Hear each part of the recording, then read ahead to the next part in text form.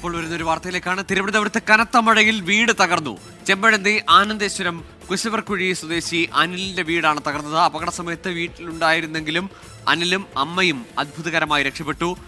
സലീം മാലിക് ചേരുന്നുണ്ട് വിശദാംശങ്ങളുമായി. സലീം, വീട് തനിയെ തകർന്നു വീണ അതല്ല മരമോ മറ്റോ വീണിട്ടാണോ ഈ അപകടം?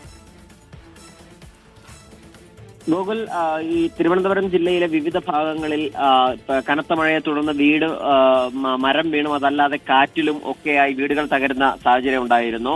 ഇപ്പോൾ ഈ ഷീറ്റിട്ട വീടാണ്. കനത്ത മഴയെ തുടർന്ന് ആ ഷീറ്റ് ഇളകി താഴേക്ക് വീണ ആ വീട് തകരുന്ന ഒരു സാഹചര്യമായിരുന്നു ഉണ്ടായിരുന്നത്.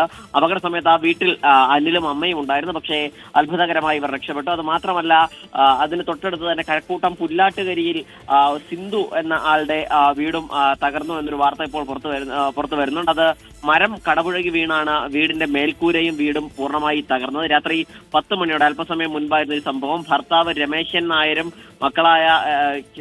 ഭർത്താവ് രമേശും മക്കളായ ഗോകുൽ, ഗോപിക എന്നിവരും സിന്ധുവിന്റെ ഈ അനിയത്തി ബിന്ദുവും മക്കളായ അനഘ, ആദിത്യൻ എന്നിവരുമൊക്കെ വീട്ടിലുണ്ടായിരുന്നു. നിസ്സാര പരിക്കുകൾ ഇവർക്ക് ഏൽക്കുകയും ചെയ്തു. അതിനുശേഷം അടുത്തുള്ള വീട്ടിലേക്ക് വരെ മാറ്റി. അങ്ങനെ തിരുവനന്തപുരത്ത് 2 വീടുകൾ തകർന്നു എന്നുള്ളതാണ് ഇപ്പോൾ അല്പസമയം മുൻപ് സംഭവിച്ചിരിക്കുന്ന കാര്യം. അത് അല്ലാതെ തന്നെ വിവിധ സ്ഥലങ്ങളിൽ മരം വീണുൾപ്പെടെ വിവിധ ഇടങ്ങളിൽ ഗതാഗതം ഉൾപ്പെടെ തടസ്സപ്പെട്ടിരിക്കുന്ന സാഹചര്യവും തിരുവനന്തപുരം ജില്ലയിലുണ്ട്. ഗോകുൽ, ഇപ്പോൾ ഈ തിരുവനന്തപുരത്ത് മഴയുടെ സാഹചര്യം എങ്ങനെയാണ്? ഒപ്പം അടുത്ത മണിക്കൂറുകളിലൊക്കെ മഴ കനക്കുമെന്നൊരു മുന്നറിയിപ്പ് കൂടി ഏറ്റവും ഒടുവിലായി വരുന്നുണ്ടല്ലോ.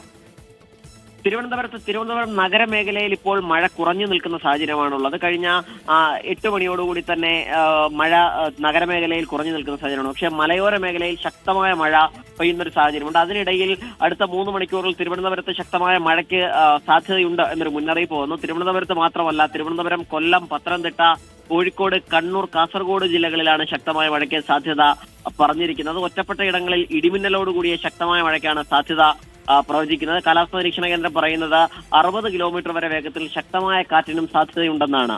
ഗോകുൽ, ശരി, സലീം മാലിക്കാണ് വിശദാംശങ്ങൾ നൽകിയത്. അടുത്ത 3 മണിക്കൂറിൽ തിരുവനന്തപുരം, കൊല്ലം, പത്തനംതിട്ട, കോഴിക്കോട്, കണ്ണൂർ, കാസർഗോഡ് ജില്ലകളിൽ അതിശക്തമായ മഴ പെയ്യാനും ഒപ്പം 60 കിലോമീറ്റർ വരെ വേഗത്തിൽ ശക്തമായ കാറ്റ് വീശാനും സാധ്യതയുണ്ടെന്നാണ് മുന്നറിയിപ്പ് ഏറ്റവും ഒടുവിൽ വരുന്നത്. ഇപ്പോൾ സലീം മാലിക്കാണ് തിരുവനന്തപുരത്തു നിന്നുള്ള വിവരങ്ങൾ നൽകിയത്. തിരുവനന്തപുരത്ത് മലയോര മേഖലയിൽ അടക്കം പലയിടത്തും ശക്തമായ കാറ്റിലും മഴയിലും വലിയ നാശനഷ്ടമാണ് ഉണ്ടായിട്ടുള്ളത്.